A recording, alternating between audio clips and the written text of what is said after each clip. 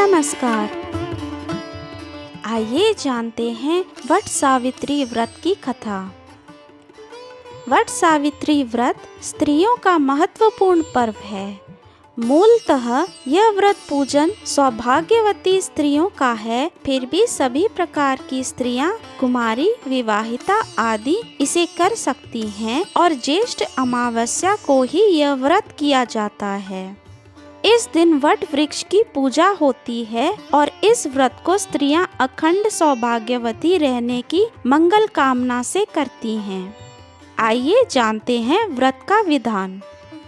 प्रातः काल स्नान आदि के पश्चात बांस की टोकरियों में सप्त धान्य भरकर ब्रह्मा की मूर्ति की स्थापना करके ब्रह्मा के पास पार्श्व में सावित्री की मूर्ति स्थापित करें। इस प्रकार दूसरी टोकरी में सत्यवान तथा सावित्री की मूर्तियों की स्थापना करके टोकरियों को वट वृक्ष के नीचे ले जाकर रखना चाहिए।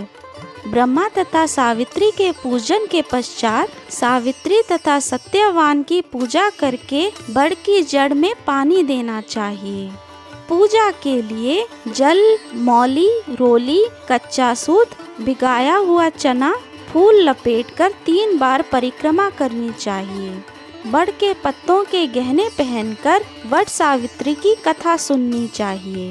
भीगे हुए चनों का बायना निकालकर नकद रुपए रखकर सासू जी के चरण स्पर्श करने चाहिए। यदि सास दूर हो तो बायना बनाकर वहां भेज देना चाहिए। आइए जानते हैं वट सावित्री व्रत की कथा। भद्र देश के निसंतान राजा अश्वपति ने अपनी पत्नी सहित सावित्री देवी का विधि पूर्वक व्रत तथा पूजन करा और फल स्वरूप पुत्री होने का वर प्राप्त किया। कुछ समय पश्चात सर्व गुणों से संपन्न देवी सावित्री बढ़ती हुई युवा हो गई। अश्वपति ने सावित्री को अपने मंत्री के साथ देशाटन के लिए भेजा ताकि वो अपने लिए सुयोग वर का चयन कर सके। सावित्री अपने मन के अनुकूल वर का चयन करके जिस दिन लौटी उसी दिन देवर्षि नारद अश्वपति के यहाँ पधारे। नारद के पूछने पर सावित्री ने कहा, महाराज द्युमत सेन जिनका राज्य हर लिया गया है, जो अंधे होकर पत्नी सहित वनों की खाक छानते फिर रहे हैं, उन्हीं के एकलौते पुत्र सत्यवान को भावनात्मक स्तर पर मैंने उन्हें अपना पति स्वीकार कर लिया है। नारद जी ने सत्यवान तथा सावित्री के ग्रहों की गणना की और अश्वपति को बधाई दी तथा सत्यवान के व्यक्तित्व के गुणों की प्रशंसा की। किंतु इस नर रत्न के बारे में नारद ने यह भी बता दिया कि सत्यवान का जीवन केवल 1 वर्ष शेष है, उसके पश्चात सत्यवान परलोक सिधार जाएंगे। ऐसे अपशकुन की भविष्यवाणी सुनकर सावित्री के पिता अश्वपति बड़े दुखी हुए और बहुत सोच विचार के पश्चात उन्होंने सावित्री से अन्य वर ढूंढने के लिए कहा।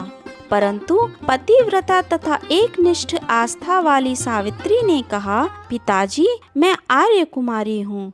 आर्य नारियां जीवन में एक ही बार अपने पति का चयन करती हैं। मैंने भी सत्यवान का वरण कर लिया है। अब वे चाहे अल्पायु हों या दीर्घायु, मैं किसी अन्य को अपने हृदय में स्थान नहीं दे सकती। यह मेरा अंतिम निर्णय है। सावित्री का निर्णय अटल था।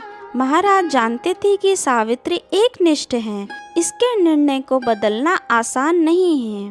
अतः निर्धारित समय पर सावित्री और सत्यवान का विवाह हो गया। सावित्री अपने सास ससुर व पति के साथ जंगल में रहने लगी। वे अपने सास और ससुर की बड़ी सेवा करती थी। अंत में सत्यवान की आयु पूरी हो गई। उस दिन जब सत्यवान लकड़ी काटने के लिए चले तो सास ससुर से आज्ञा लेकर सावित्री भी उनके साथ चल दी। जंगल में सत्यवान ने मीठे फल लाकर सावित्री को दिए और स्वयं लकड़ियां काटने के लिए एक पेड़ पर चढ़ गए। थोड़ी ही देर पश्चात उनके सिर में भयंकर दर्द होने लगा और वो नीचे उतर गए। सावित्री ने उन्हें पास ही स्थित बड़ के एक पेड़ के नीचे लिटाकर उनका सिर अपनी गोद में रख लिया। सावित्री तो सभी कुछ जानती थी कि क्या होने वाला है, इसलिए उनका हृदय कांप रहा था। किंतु मन ही मन में जैसे उन्होंने कोई ठोस निर्णय ले लिया था, अतः पवित्र दृढ़ता उनके चेहरे पर दिखाई देने लगी थी। अब तो उन्हें केवल उस समय की प्रतीक्षा थी जिसकी राह वे वर्षों से देख रही थी। देखते ही देखते वह समय भी आ गया जब यमराज ने ब्रह्मा के विधान की रूपरेखा सावित्री के सामने स्पष्ट की और सत्यवान के प्राणों को लेकर चल दिए। तब सावित्री ने यमराज का पीछा करना प्रारंभ कर दिया। पीछे आती हुई सावित्री को देखकर यमराज ने उन्हें लौटने को कहा।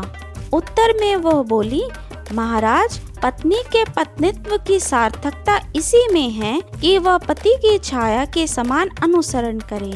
मैं ऐसा ही कर रही हूँ। यह मेरी मर्यादा है।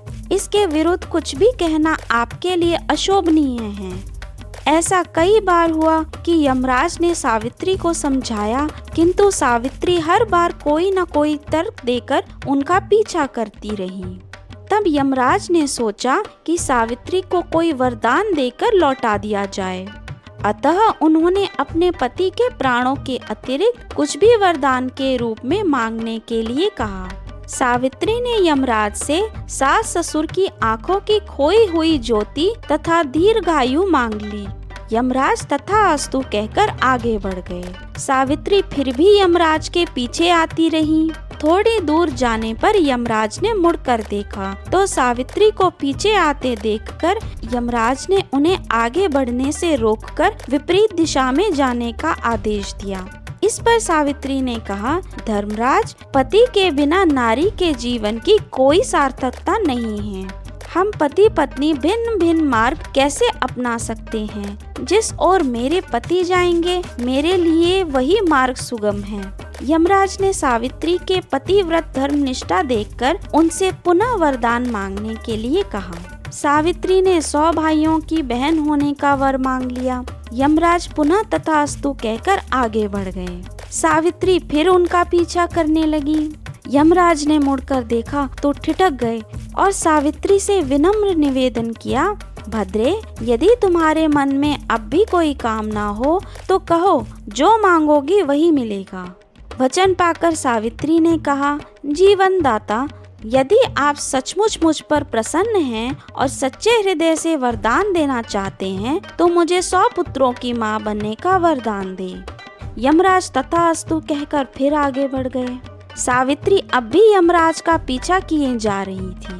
उन्होंने फिर मुड़कर देखा तो सावित्री को पीछे आता देखकर बोले, अब आगे मत बढ़ो, मैं तुम्हें मुंह मांगा वर दे चुका हूँ, इतने पर भी पीछा क्यों कर रही हो?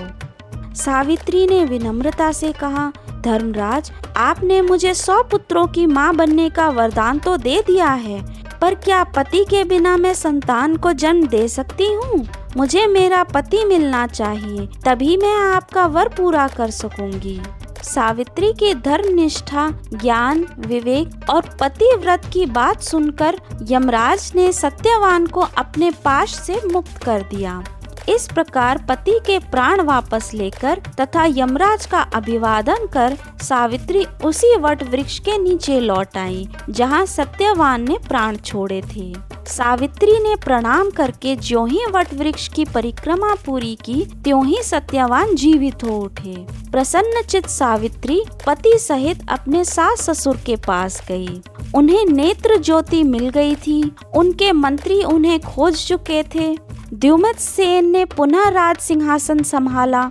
महाराज अश्वपति 100 पुत्र के पिता हुए और सावित्री 100 भाइयों की बहन।